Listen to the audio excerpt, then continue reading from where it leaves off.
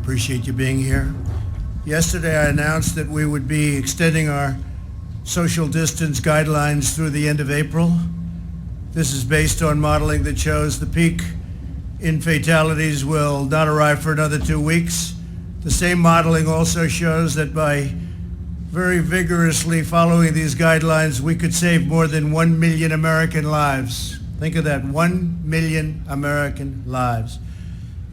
Our future is in our own hands, and the choices and sacrifices we make will determine the fate of this virus and really the fate of our victory. We will have a great victory. We have no other choice. Every one of us has a role to play in winning this war. Every citizen, family, and business can make the difference in stopping the virus. This is our shared patriotic duty. Challenging times are ahead for the next 30 days, and this is a very vital 30 days. We're sort of putting it all on the line. This 30 days, so important because we have to get back. But the more we dedicate ourselves today, the more quickly we will emerge on the other side of the crisis. And that's the time we're waiting for. The more we commit ourselves now, the sooner we can win the fight and return to our lives. And they will be great lives, maybe better than ever. Today we reached a historic milestone in our war against the coronavirus. Over 1 million Americans have now been tested, more than any other country by far, not even close, and tested accurately. And I think what I'd like to do is ask Secretary Azar, who's done a fantastic job, to come up and just say a few words about the fact that we reached substantially now more than 1 million tests. Please. Thank you, Alex.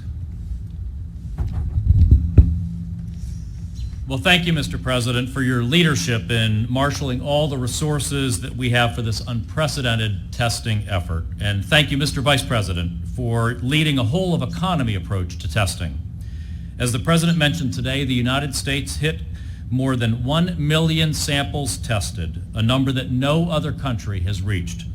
We're now testing nearly 100,000 samples a day, also a level that no other country has reached.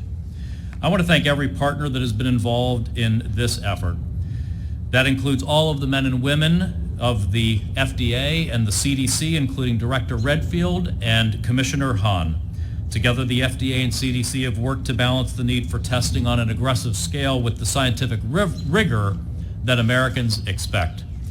Working with our testing coordinator, Admiral Giroir, they have now truly unleashed the ingenuity of the private sector and our state and local leaders, the centerpieces of America's historic approach to testing. I want to thank those state and local leaders who've used their on-the-ground resources and knowledge to lead testing and make it much more easily accessible to the Americans who need it. I'm also grateful to FEMA, with whom we're now working closely to get state and local partners what they need. I also want to thank CMS, where Administrator Verma has given healthcare providers unprecedented flexibility to scale up capacity for testing and treatment and has ensured that tests will be paid for. Finally, we would not be where we are today without the many American companies, entrepreneurs, and scientists who have worked day and night to develop, as of today, 20 different emergency testing options. With the FDA responding to requests for authorization typically within 24 hours, the number of options is growing nearly every day. FDA has also opened up new options for using the available tests, like self-swabbing, and new options for reagents.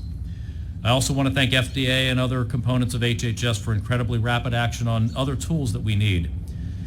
This weekend, we actually worked to secure 30 million tablets from Sandoz and 1 million tablets from Bayer of hydroxychloroquine and chloroquine, which are potential COVID-19 treatments. And we authorized Battelle's new decontamination machines, which can each sterilize thousands of essential N95 masks for reuse every day. So thank you, Mr. President, for your leadership, and thank you to everybody who's played a part in getting us where we are today. Thank you. Thank you very much. Thank you. I'd like to ask Dr. Hahn to come up, FDA, because we have some really good stuff. First of all, the numbers have been incredible on testing, but in the days ahead, we're going to go even faster, and we have something from Abbott Labs, which is right here, and that's a 5-minute test, highly accurate.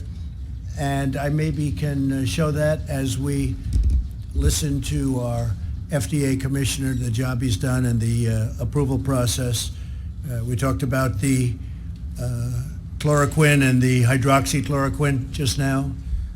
I thought that I'd mention it, but Alex has already done that. But we have that now under test with 1,100 people in New York, and it was only the fast approval by FDA that allowed us to do that. It was a really rapid approval.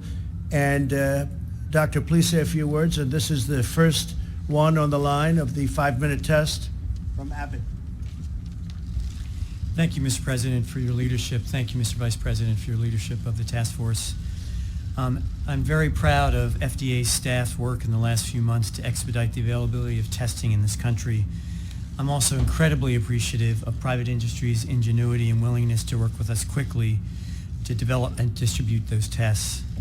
We've had a substantial addition to testing with the authorization of point-of-care tests, especially the Abbott point-of-care test, which the President has pulled out of the box. A point-of-care test is a test that gives you a result where you're getting care. This is truly a patient-centered approach, whether it's the doctor's office, a hospital, an emergency room, an urgent care center, or a drive-by testing site. Just like tests for flu or strep, where you go to the doctors, you get the test done, you can get an answer within minutes of having this test done. Now, with those tests being approved for Abbott and for others, these are available around the country. They're planning to scale up the number of tests that can be put out throughout the country over the next month, and patients can get the answer within as little as 15 to 5 minutes. And then, of course, an appropriate plan of treatment can be given. We at FDA are working quickly with Abbott as well on other testing approaches, and normally these tests take months to develop. I was on the phone today with the Abbott CEO. He told me that normally this is a 9 to 12 month approach to developing a point-of-care test. They did this in collaboration with FDA and U.S. government within weeks. Abbott has shared that they will be delivering these tests tomorrow, and then we'll be ramping up. Just have to emphasize one thing. The most innovative and safe products come from the private sector in partnership with government, taking an all-hands-on-deck approach, just like in this case. And the other point here is that Abbott and FDA worked together to make sure that we had a fast, reliable, and accurate test to market. Thank you. Thank you, Doc. Great job, dude. Really great job. Thank you, Steve. So, the pharmaceutical company, Sandoz, has been working with us very closely. And as Alex mentioned a little bit, 30 million doses of the hydroxychloroquine to the United States government. It's been given. And Bayer has donated 1 million doses of the chloroquine, which will soon be distributed to states and state health officials around the country. Teva Pharmaceuticals is also donating 6 million doses of hydroxychloroquine to U.S. hospitals, 6 million doses. So the private sector, as you'd say, Steve, it's been amazing what's happened, really amazing. And we're going to introduce you to some of the greatest business executives in the world today, no matter where you go. And they're going to say a little bit about what they're doing. And then we have so many more. The FDA has also authorized the Battelle's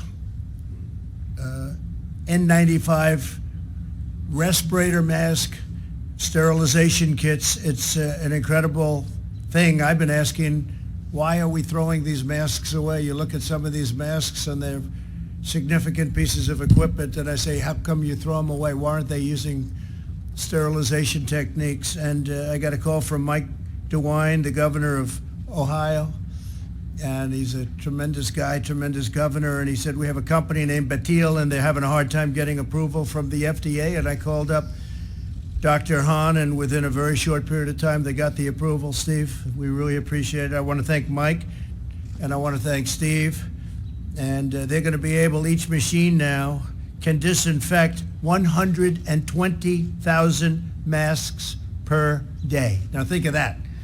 Each machine can disinfect 120,000 masks per day. It'll be just like a new one. It can go up to about 20 times for each mask.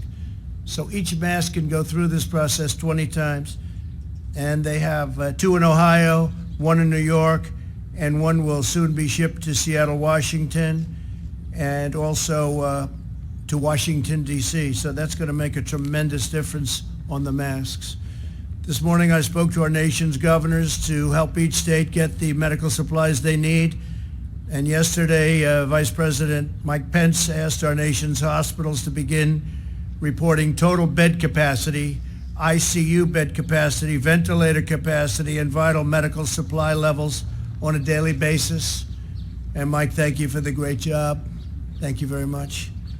In New York, the 2,900 bed hospital under construction, which is now completed, they completed it in 3 days, you might say 3.5 days, at the Javits Center, will be completed today, and when you look, so they're going up, I think we're going to be adding some more beds, which will be completed today. And we've opened up, whoops, there goes our box. And my hair's blowing around, and it's mine. The one thing you can't get away with, if it's not yours, you got a problem if you're president. And nearly 3,000 medical beds will become operational. The U.S. Navy ship Comfort also arrived today, equipped with 12 operating rooms and 1,000 hospital beds.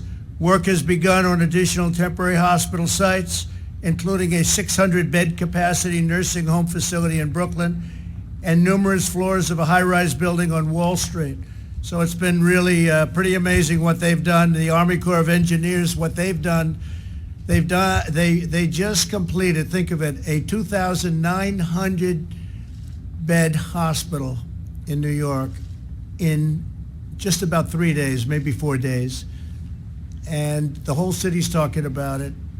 On top of that, we floated in a great ship, which is going to be 1,000 rooms, which is being used for patients outside of what we're focused on, and that will free up a lot of rooms for what we're focused on. So it's been great. The Army Corps of Engineers has awarded contracts for the construction of alternate care facilities also at the State University at Stony Brook, State University Old Westbury, and the Westchester Community Center. We're sending 60 ambulances to New York City today.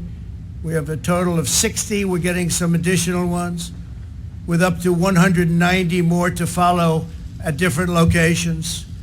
To date, FEMA has obligated more than $1.3 billion in federal support to the state of New York. So we're spending a lot of money in New York. It's a hotbed. There's no question about it. And we're spending a lot of time, effort on New York, New Jersey.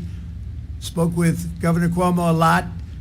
Spoke with Governor Murphy a lot in New Jersey. And we're really getting the job done. People are very impressed, and I'm very impressed by the people in FEMA, the people in the Army Corps of Engineers, because what they've done, I've never seen anybody do anything like it. In addition to the 8,100 ventilators that we've already delivered over the next 48 hours, we're delivering more than 1,000. We're going 400 ventilators are going to Michigan very shortly, 300 going to New Jersey, 150 ventilators to Illinois, 150 to Louisiana, and 50 to Connecticut.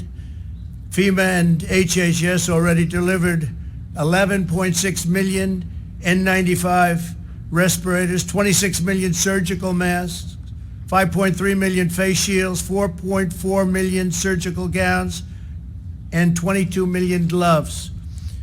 And I don't know if you just saw, it just came over the wires that Ford just announced just a little while ago that they will produce, along with General Electric Healthcare, 50,000 ventilators, and they're going to be doing it in less than 100 days.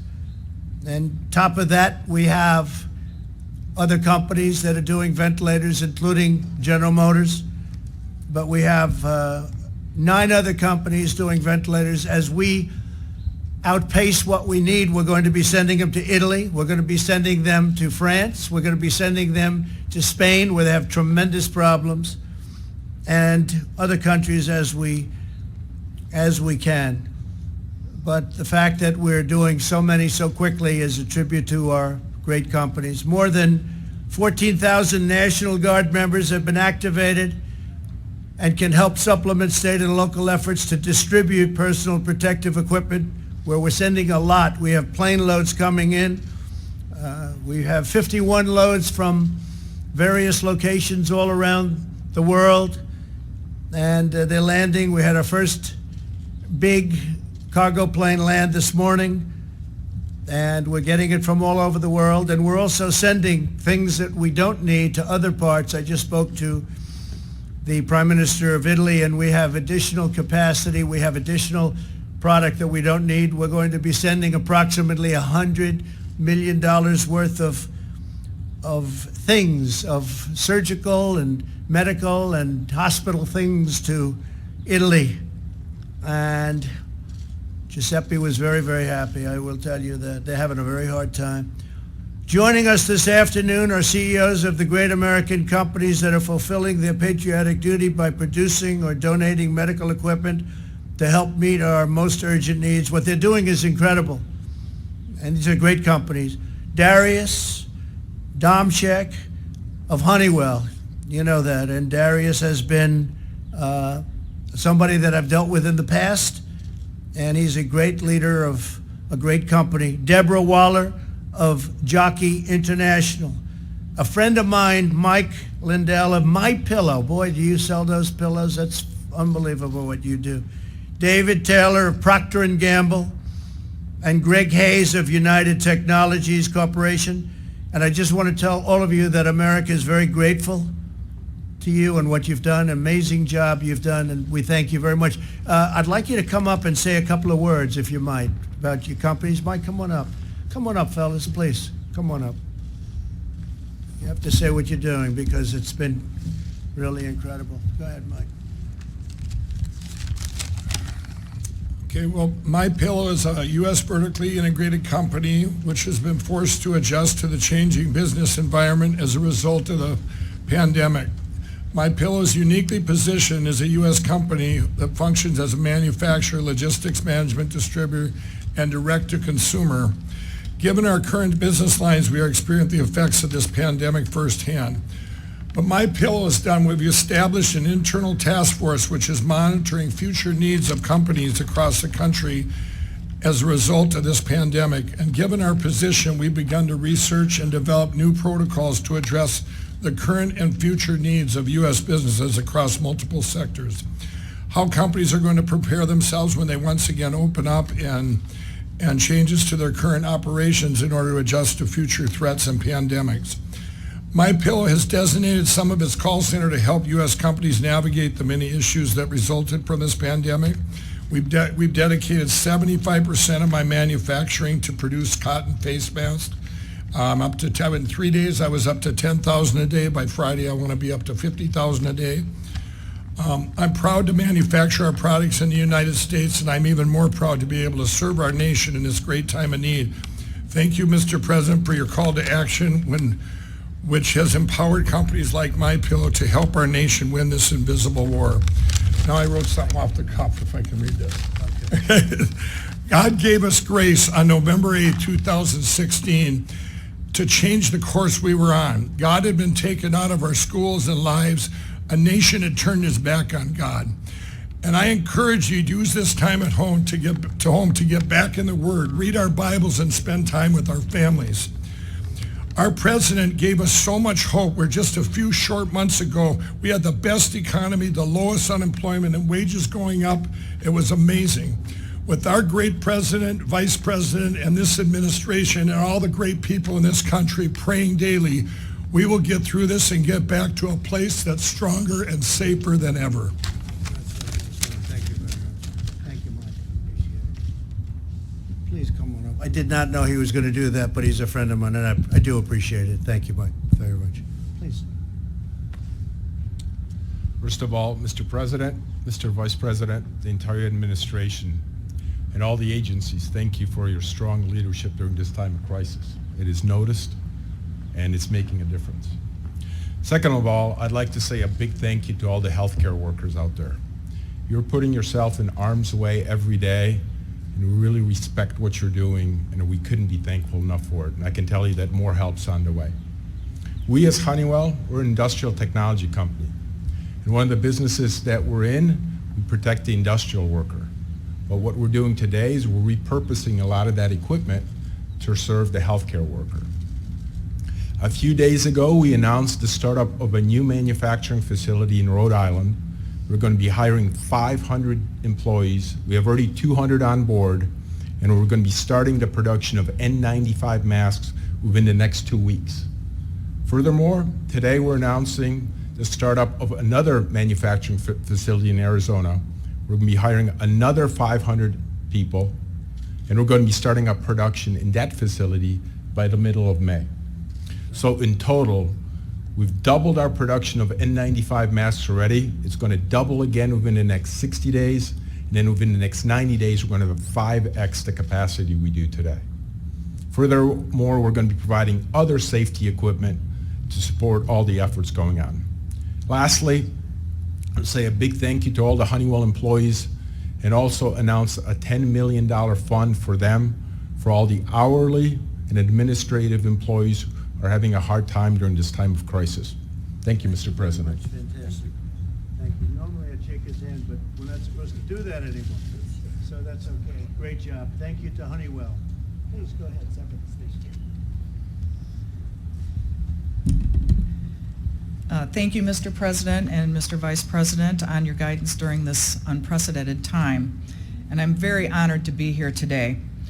Founded by a minister 144 years ago, Jockey International is a family-owned company headquartered in Kenosha, Wisconsin. Since 1876, we have been providing socks and underwear for generations of families. It is part of our DNA to roll up our sleeves and help our country in her time of need. During World War II, we made parachutes for the military. And today we are eager to serve this great country by providing support for the healthcare workers on the front lines of this fight.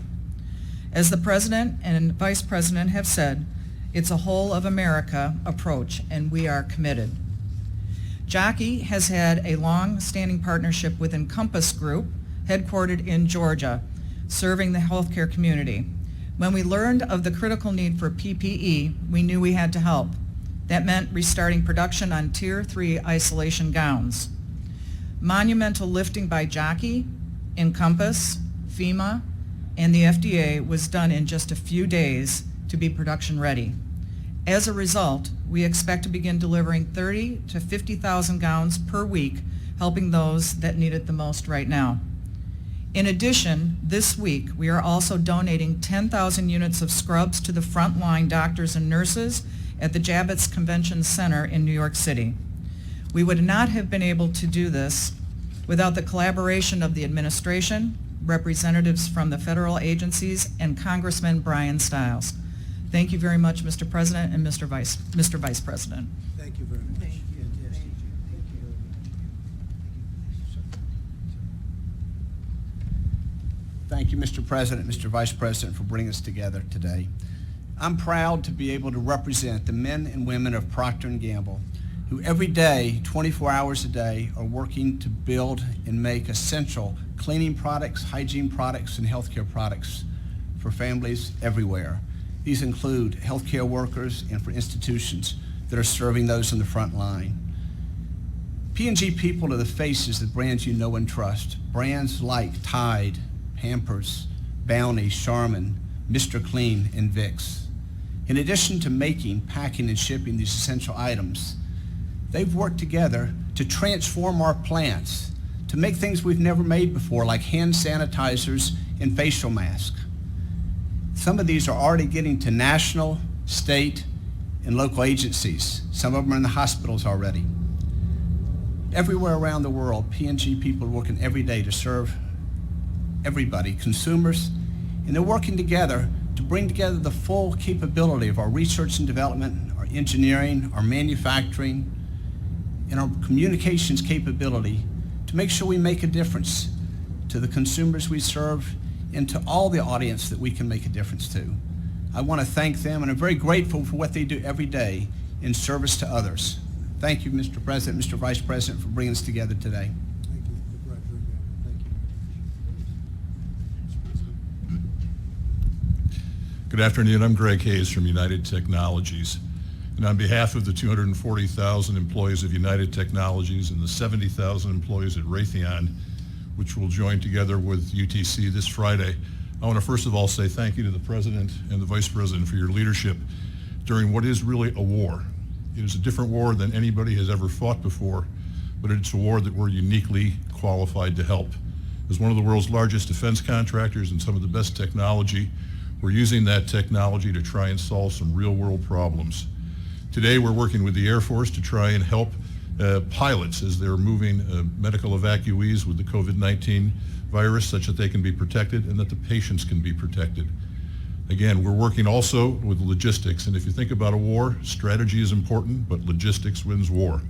And it's imperative, I think, with FEMA, along with Mr. Navarro's office, that we coordinate all of these activities. Last week, we donated about 90,000 pieces of personal protective equipment to FEMA. Next week, we'll have another almost 1 million.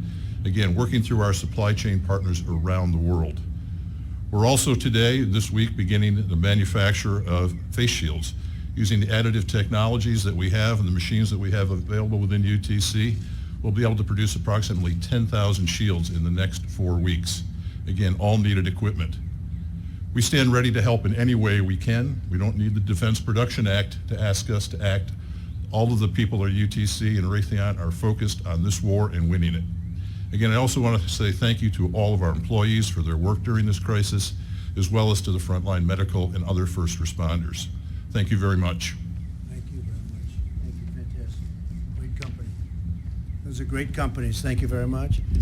I'd like to ask Seema to come up and say a few words about what you're doing and what's happening and how positive it's been. I really appreciate it. Come on up, Seema. Irma. Thank you, Mr. President. And let me start by saying I want to convey my deepest sympathies to those that have lost loved ones to the coronavirus. We're all thinking of you. Today is Doctors' Day, and even without it, I want to send a message of gratitude to the foot soldiers in this war, men and women that are providing care and comfort to Americans that have been affected by the virus. Your country is grateful. And in short, as the President has said, we are engaged in a war against an invisible enemy. In wartime, the assumptions of peacetime must be revisited and adjusted to meet the demands of the moment. And so under the President's leadership, CMS is waiving a wide and unprecedented range of regulatory requirements. Now, many healthcare systems won't need these waivers, and they shouldn't use them if they don't need them, but the flexibilities are there. In a time of crisis, regulations shouldn't stand in the way of patient care. And there are several components to our announcement today, but the first one is CMS's Hospitals Without Walls. And this is going to allow hospital systems to create new treatment sites outside of their facility to expand capacity and be able to safely separate patients that are infected with the coronavirus and those that are not. Now, FEMA is doing incredible work setting up temporary hospitals in New York and other areas. But under these waivers, we are empowering local communities to complement and augment the work of FEMA and allowing hospital systems to tap into the capacity that already exists in their communities, making use of dorms and hotels or gymnasiums, and allowing the main hospital to focus on those that need the most intensive care. There are surgery centers out there today that are delaying elective surgeries, and they may have excess capacity that could be devoted to hospital-like care. And we are also making changes to the Medicare program to facilitate testing. So some people that need a coronavirus test can't leave their home, or patients that are in a nursing home. And now we will pay for labs to go out to these locations and perform testing. And we're also expanding the workforce. We are taking action today to relax some of our regulations to allow hospitals to increase their workforce. And we're allowing a broad range of flexibilities so that we can let healthcare workers operate at the top of their license.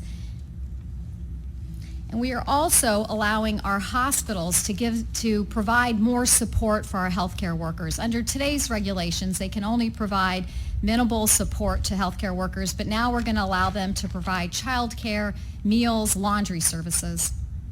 And then there's also telehealth. The president already directed a dramatic expansion of telehealth to our nation's 62 million seniors with Medicare, and we're so proud of all the healthcare providers and patients that have rapidly implemented telehealth.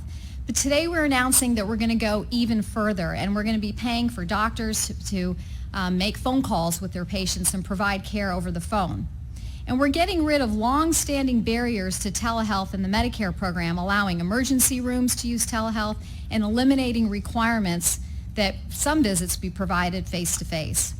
And I also want to mention that on Saturday, the president directed CMS to offer advance payments for healthcare providers that are experiencing cash flow problems. We know that many providers are complying with our recommendations to delay non-essential elective surgeries, and they shouldn't be penalized for doing the right thing.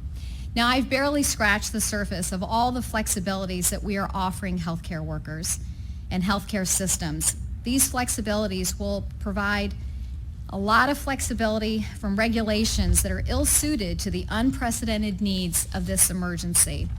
And doctors and nurses and other healthcare professionals that are working long hours and sacrificing times with their families and risking their lives will have the flexibility that they need to confront the needs of the coronavirus pandemic. And there are many heroes in this war, but I want to take an opportunity to thank the team at CMS. These folks have worked day and night.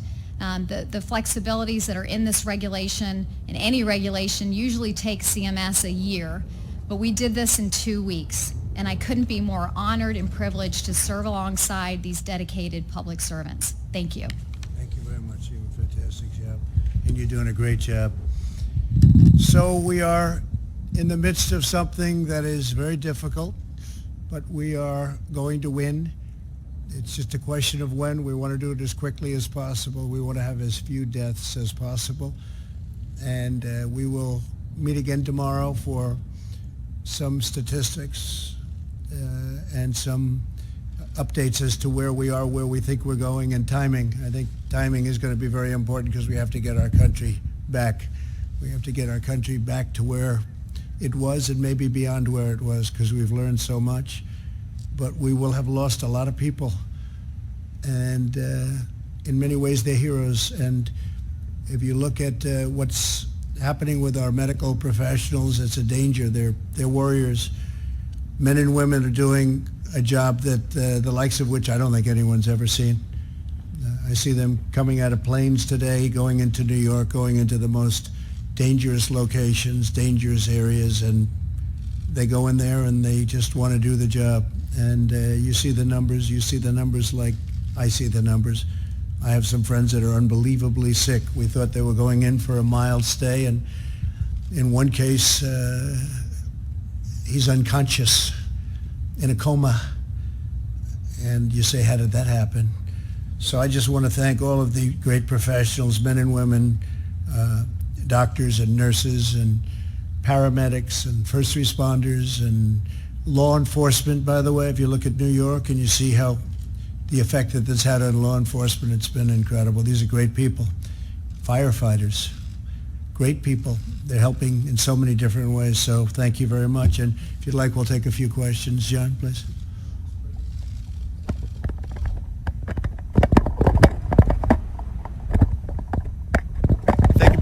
Yesterday, you said that you would be extending the guidelines through the end of April and that you'd be giving us specifics tomorrow. Do you expect that the guidelines will just carry on the guidelines that have been in place now for 15 days? Could there potentially be some modification? Also, you have some travel restrictions that come up for reconsideration. Yeah. The one from the EU on April 13th, Right. Canada, U.S., Mexico border They'll be on staying. April the 21st. They'll be staying. What will happen with all They'll of be that? staying, and we may add a few more, but the guidelines will be very much as they are, maybe even toughened up a little bit. But they're having a big impact. They're having a tremendous impact, and we're starting to see it. And that's the key. We're starting to see the impact that they're having. And if I could ask you to, you talked about Ford now ramping up production of ventilators. The government is sending thousands of ventilators across the country. Clearly the supply is increasing, but when you look at the production curve against the hospitalization curve, can you guarantee that everyone who needs a ventilator in the next few weeks will be able to get one? Well, I think that some are ramping up to a level that they're not going to have to, John, and I think that we also have kept in reserve. We have almost 10,000 ventilators in our line. We have them. We've held back just because we did the stockpile. We didn't want to give them because we don't know where the emergency. It hits like so fast. It comes so quickly, and we have 10,000. We're probably going to send some of them now. We've been sending a lot to Michigan and various other states. We'll probably send some additional ones to Michigan. New York's been doing very well, but we can add some more to New York. We're adding them to the areas that are having a problem. Even Alabama all of a sudden flared up a little bit, as you saw over the last couple of days, and we'll send them down to Alabama. So we have 10,000. We kept them for this very specific purpose. It sounds like a lot, but it's not when you think about it. But we're making a lot, and when you see, you're talking about hundreds of thousands being made in a very short period of time, because if you look at what so we have now 10 companies at least making the ventilators. And we say go ahead because honestly, other countries really, they'll never be able to do it. It's a very complex piece of equipment, and it's big and expensive. So do you believe as we approach this peak in a couple of weeks that there will be enough for the American populace? I do think so, yes, I do think so. I think we're going to be in very good shape. And we had a great call today with the governors, and I actually said, I hope that the media is listening to this call, because it was a really good call, and that was randomly selected, largely Democrats and Republicans, and they're, I think for the most part, they were saying thank you for doing a great job, and we discussed that at the end of the call. So it really, people are very happy with what we're doing. Now, the circumstances are so terrible because of what's going on, but I think they're very impressed by the federal government. I watched that beautiful ship floating in today into, weeks ahead of schedule, almost 4 weeks ahead of schedule into New York Harbor, Comfort. And I watched the Mercy floating in to Los Angeles almost a week ago. And they are stocked. They are really ready to go. They're stocked with both talent and tremendous amounts of equipment. And the Navy and everybody else involved, they got it ready so fast. It's just incredible what they can do. They've geared up. That's why, I am so impressed by the people involved. Mike and I were talking about it before, the level of genius to put it all together so quickly. This wasn't a month ago. Nobody ever heard of this. Nobody had any idea. The Mercy was being maintained. It was in maintenance for a month. And when they heard we needed it, and I was surprised, they said, sir, we're ready to go. I said, what do you mean you're not going to be ready for 3 weeks? No, sir, we're all ready to go. It was incredible. So, and we've had many instances like this. I think the building of the hospital, 2,900 beds in a matter of days, a few days, is just incredible. Governor Cuomo was impressed, and Gavin Newsom was impressed by what we've been doing with Gavin and California and Los Angeles area in particular, but really San Francisco, all over California. When you look at what we're doing with Michigan, we're getting along very well with Michigan. It's a great place. We're sending a lot of things to Michigan because that's becoming a hotbed, especially a specific area, as you know. It's become very hot. It's become, could even at some point supersede, but it's got to be taken care of. So we're the relationship we have with the governors, I just wish you could, because we took a lot of calls from a lot of different states, and I wish you could have heard. Even a thing where, like, the governor of Ohio calls, where he has a company that does the sterilization, but they have a problem because it's not going quickly at the FDA, and I call up Steve, and Steve comes in, and he said, we'll get it done, and they checked it, and they got it done almost immediately. And originally they were approving it for 10,000 masks, and then it was supposed to be for 80, and they ultimately approved it for 120,000. It's a tremendous number. And I kept wondering, why aren't they sterilizing these masks? I assumed maybe you couldn't do it. But then I'd look at them, and they'd look like, it's not cloth. It's something that looks like it could be sterilized, and that's what they've done. And that's the machine that is over there, actually. They have a piece of the machine over there. I won't bother showing it to you.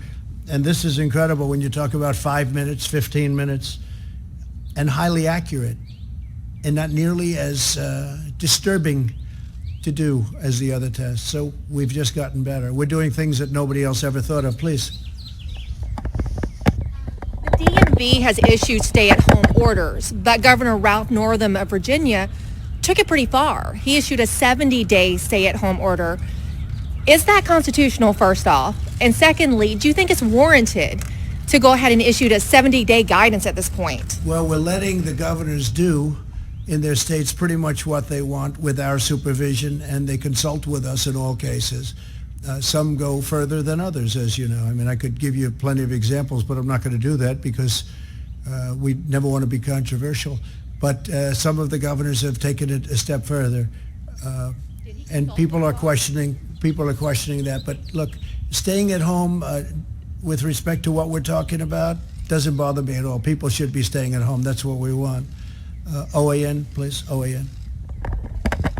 2,405 Americans have died from coronavirus in the last 60 days. Yeah. Meanwhile, you have 2,369 children who are killed by their mothers through elective abortions each day. That's 16,500 children killed every week. Yeah. 2 states have suspended elective abortion to make more resources available for coronavirus cases. That's Texas and Ohio. Do you agree with states who are placing coronavirus victims above elective abortions, and should more states be doing the same? Well, I think what we're doing is we're trying to, as a group, governors, and that's Republicans and Democrats, we're just working together to solve this problem. That's been what you're mentioning has been going on for a long time, and it's a sad event, a lot of sad events in this country. But what we're doing is now we're working on the virus, we're working on that hidden enemy, and I think we're doing a great job on, as good a job as you could possibly do. When Tony and Deborah came up with numbers yesterday to say that if we did nothing, you could lose 2.2 up to 2 point, maybe beyond, I don't know, maybe beyond, but 2.2 million people if we did nothing. And I can't tell you what the unfortunate final toll is going to be, but it's going to be a very small fraction of that. So we're doing an awfully good job, I think, with what we're doing. Please, go ahead. Ohio? Please. Are you considering at all a nationwide stay-at-home order? I know there's a lot of states that have put them in place, but some haven't. I'm just wondering if you were considering some sort of broad stay-at-home order. And then I have a question for Dr. Birx, too, if you don't mind. Well, we've talked about it. We, there are some parts of the country that are in far deeper trouble than others. There are other parts that, frankly, are not in trouble at all. So hopefully, we're going to be able to keep it that way by doing what we're doing. So we talked about quarantine, as you know, the other day. A group came to me and they wanted to do the quarantine, and I said, let's think about it, and we did, and we studied it, and by the time the evening came, it just was something that was very unwieldy, very tough to enforce, and something we didn't want to do. But we did advisory, and I think that's doing well. I mean, I look at the streets. You look at New York, where I look down Fifth Avenue today. They were showing a shot of Fifth Avenue in sort of prime time, and there was almost nobody on Fifth Avenue. I've never seen that before. There was no car. There was no anything. So I think the people of this country have done an incredible job. If we do that, we will let you know, but it's pretty unlikely, I would think, at this time. Can I ask a quick question for Dr. Birx Yes. also? So Dr. Birx, if you don't mind, you had mentioned today that this model that predicts 100,000 deaths is if we do things almost perfectly. So I wanted to know, are we currently doing things almost perfectly, or are there more things we need to be doing to cap, to not exceed that 100,000, 200,000 model? Please, come.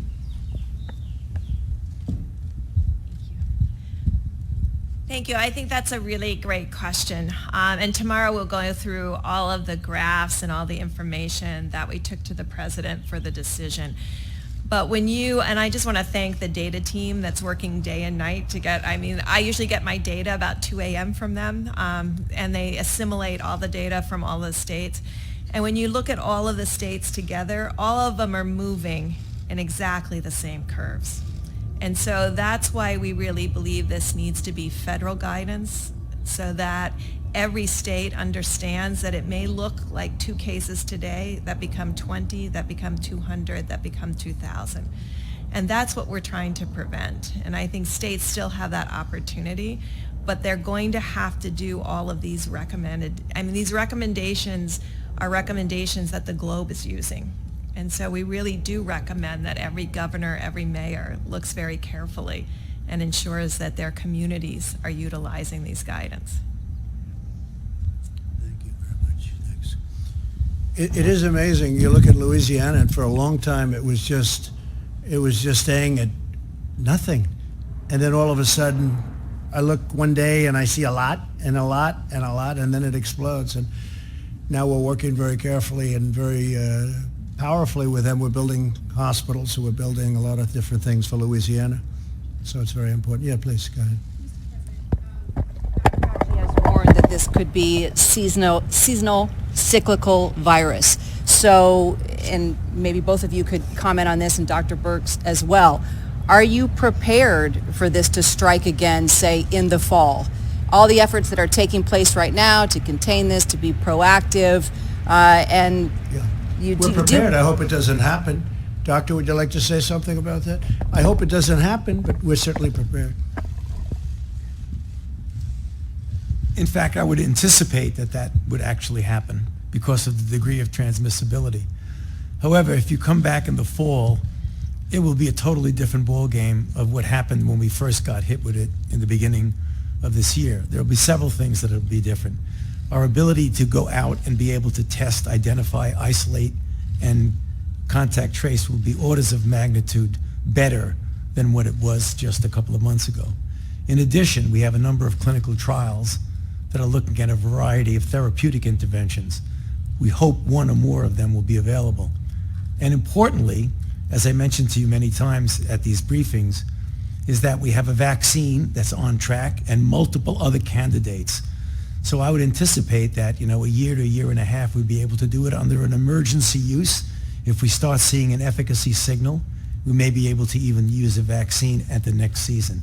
So things are going to be very, very different. What we're going through now is going to be more than just lessons learned. It's going to be things that we have available to us that we did not have before.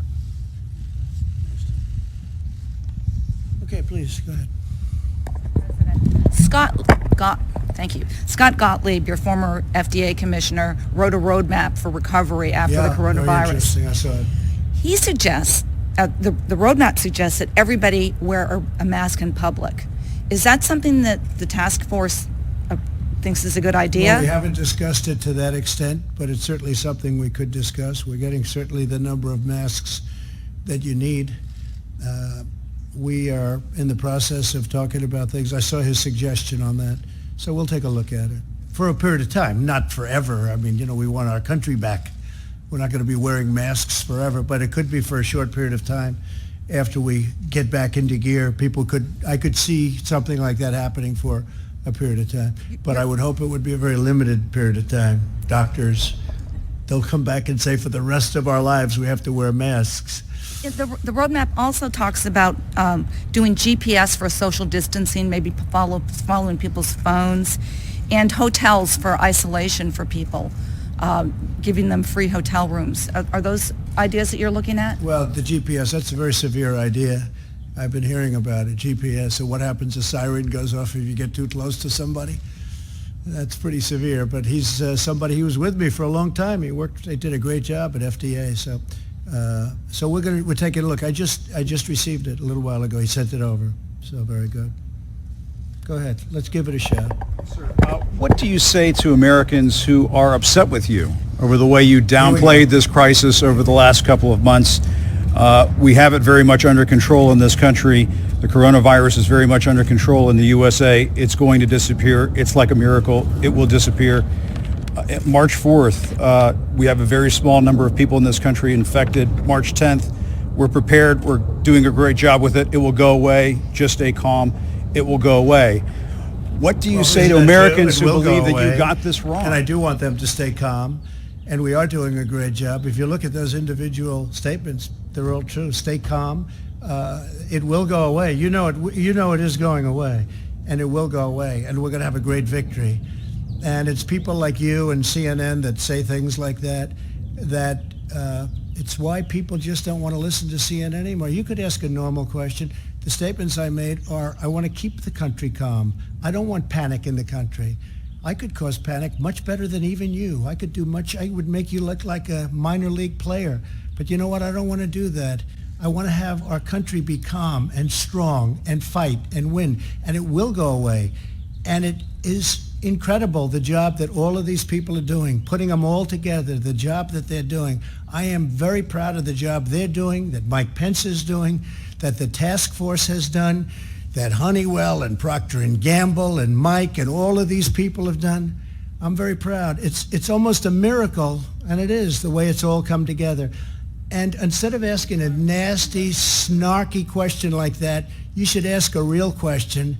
And other than that, I'm going to go to somebody else. Please, go ahead, please. You expressed some concern in the past that medical supplies were going out the back door and that perhaps some hospitals were doing things worse than hoarding. Well, I expressed what was told to me by a tremendous power in the business. He said that at a New York hospital. For a long period of time, he was giving 10,000, maybe maximum 20,000 masks over a short time. And all of a sudden, he's giving 300,000. And I said, no matter how bad this is, could that be possible? He said, no. So there's only a couple of things that could happen. Is it going out the back door? And I've reported it to the city and let the city take a look at it. But when you go from 10,000 masks to 300,000 masks, Mike, over the same period of time, there's something going on. Now, I'm not making any charges, but when everyone's looking for masks, and by the way, that's another thing, we're making a lot of masks, and the sterilization process is going to save a lot of time and a lot of masks. But when you have the biggest distributor of product that distributes to many of the big hospitals and hospital chains, and he brings up a statistic like that, and I know you're trying to make a big deal out of it, but you shouldn't be. You should actually go over to the hospital and find out why. You shouldn't be asking me. I'm just saying that's the way it is. You should go over there as a great reporter. I have no idea who you are, but that's okay. You should go over there, go to the hospital, and find out how come you used to get 10,000 masks and you had a full hospital. New York City, always full. And how come now you have 300,000 masks, despite the virus and all, you have three? How do you go from 10 to 300,000? And this is very serious stuff. I mean, I could see from 10 to 20 or from 10 to 40 or 50 or something. But how do you go from 10 to 300,000 masks? So what I think you should do is I'm sure you're a wonderful investigative reporter. You should go to the hospital and find out why. Okay, yeah. I'm asking your DOJ to look into it, sir. Steve, please.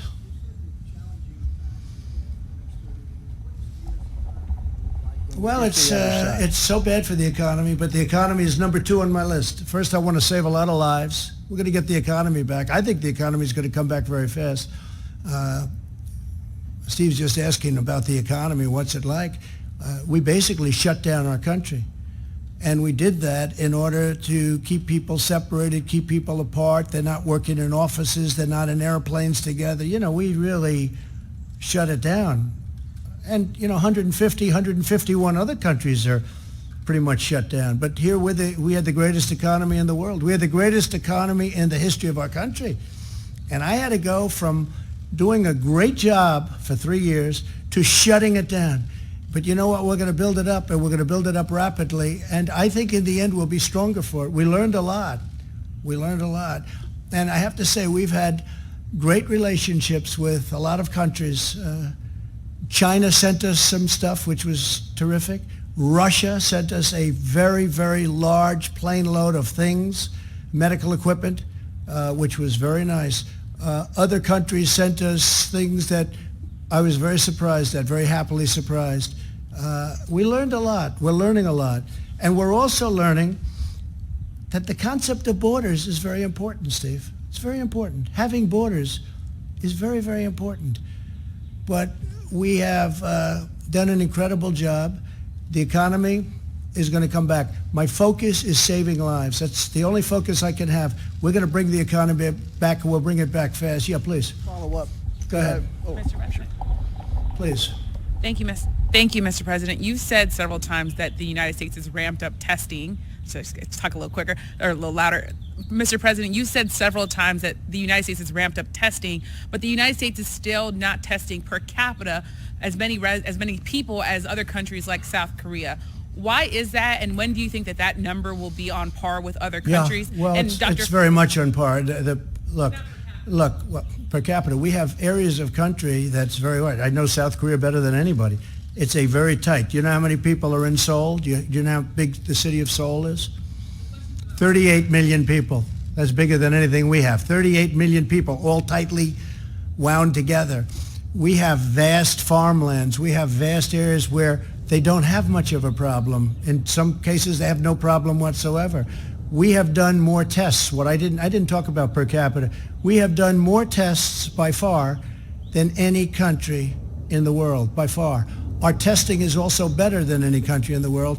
And when you look at that, as simple as that looks, that's something that's a game changer. And every country wants that, every country. So rather than asking a question like that, you should congratulate the people that have done this testing, because this administration inherited a broken system, a system that was obsolete, a system that didn't work. It was okay for a tiny, small group of people, but once you got beyond that, it didn't work. We have built an incredible system to the fact where we have now done more tests than any other country in the world, and now the technology is really booming. I just spoke to I spoke to a lot. I'm not going to even mention. I spoke to a number of different testing companies today, and the job that they've done and the job that they're doing is incredible. But when Abbott comes out and does this so quickly, it's really unreal. In fact, one company I have to say that stands out in the job, and I think I can say this, I don't want to insult anybody else, but Roche. Roche has been incredible in the testing job they've done, and they're ramping it up exponentially. It's up, up, up, up. And you should be saying congratulations instead of asking a really snarky question, because I know exactly what you mean by that. You should be saying congratulations to the men and women who have done this job, who have inherited a broken testing system and who have made it great. And if you don't say it, I'll say it. I want to congratulate all of the people. You have done a fantastic job, and we will see you all tomorrow. Thank you very much. Thank you. Thank you.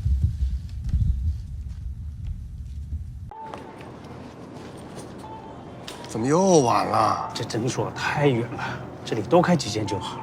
政府里需要有我们的人，需求才会被听到。哎，你这……哎，你们两个都对，可光说有什么用呢？填好2020年的人口普查，就可以协助公共资金的分配，比如地方医疗、更多的政府席位。